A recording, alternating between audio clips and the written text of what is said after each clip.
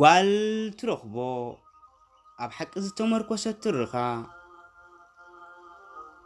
መበል 13 ክፋል ወትሩ ረቡዕ ጸሓፍን ተራኽን መምህር ደሴ ገብረ ኪዳን ወዲ ሕቡር ዝኸበርኩምን ዝኸበርክንን ተኸታተልትና እዛ ትርኻ ኣብ ዝሓለፈ ረቡዕ መበል 12 ክፋል ይሆና ስግሮዶብ ከም ዝኸደትን ራሻይዳ ከም ዝሓዝዋን ራሻይዳ ከዓ $5,000 ክፈሊ ከም ዝበልዋን ኣደ ይሆና ነዚ ክትከፍል ዓድን ፍቕዳ ቤተ ክርስቲያናትን ትኸይድን ትዋልድ ከም ዝነበረትን ህዝቢ ኤርትራ ለጋስ ጭዋ ህዝቢ ኢዱ ቆሪጹ ዝህብ እኳ እንተኾነ ነገር ግን ኣብቲ ግዜቲ ከምኡ ኢሎም ዝልምኑ በዚሖም ስለ ዝነበሩ ኣደ ይሆና ነቲ ዝተባሃልኦ ገንዘብ ክኸፍልኦ ነዊሕ ግዜ ወሰደለን።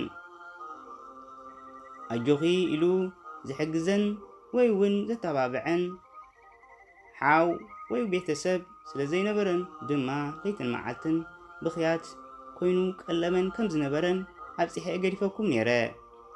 ሎሚ ድሮ ረቡዕ ኣኺሉ ከዓ መበል 13 ክፋል ሒዘልኩም መፅእ ኣለኹ።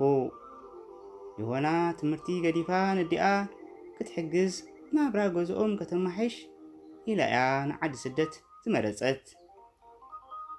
ከምዝሓሰበቶ ግን ኣይኮነን።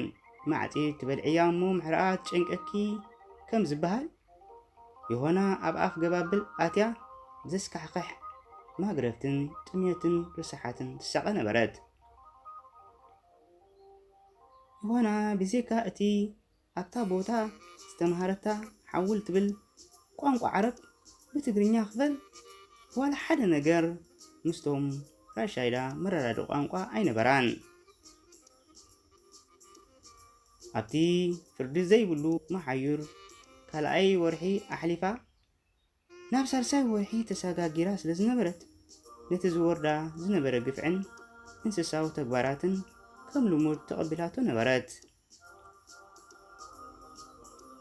እቲ ምልኩዕ ገጻ ከሰል ተኸዲኑ ፀጉሪ ርእሳ መኽዘን ቁማላትን ርስሓትን ኮይኑ እቲ ወሪድዋ ዘሎ ሽግር ከይኣክል ተወሳኺ ስቃይ ፈጠረላ እሞ ናብ ተብሎን ትገብሮን ጠፊእዋ መሬት ትገፍሓ ክንዲ ዕንቂ ኮይናታ ምድረ ሰማይ ትንግግር ኢልዋ ኣብ ዓዘቕቲ ስቃይን መከራን ተዋሒጣ ነበረት። እቲ እንኮ ክትገብሮ ትኽእል ብኽያትን ንብዓትን ስለ ዝነበረ ናይ ወትሩ ቀለባ ለይትን መዓልትን ከዓ ንሱ ኮነ። ሓደ መዓልቲ ሓደ መንእሰይ ምስቶም ራሻይዳ ዝሰርሕ ጀለብያ ለቢሱ ብዜካ ዓይንቱ ሙሉእ ገጹ ብመዐመምያ ተሸፊኑ ብትግርኛ ከመሓዲር ክበላ ይሆና ካብቲ ዝነበረቶ መሓዩር ከውፃ ዝመፀ መሲልዋ እግዚአብሔር ይመስገን በለቶ ብከብድኻ ዝበልዕ ኣደማምፃ።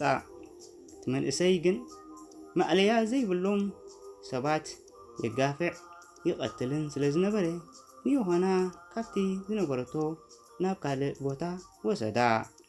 ዝኸበርኩምን ዝኸበርክንን ተኸታተልትና እዛ ትርኻ ሎሚ መበል 13 ክፋል ኣብዚ ትውድእ ነዚ እውን ትመስል። ኣብ ዝመፅእ ሰሙን መበል 14 ክፋል ሒዘልኩም ክሳብ ዝመፅእ ከምቲ ልሙድ ሕቶ፣ ርእይቶ፣ ሸር፣ ሳብስክራይብ ካባኹም ክፅበአ ሓገዝኩም ስለ ዝስስን ሓገዝኩም የድልየኒ እዩ። ሎሚ ኣብዚ ክገድፈኩም ሰናይ ሰሰናዩ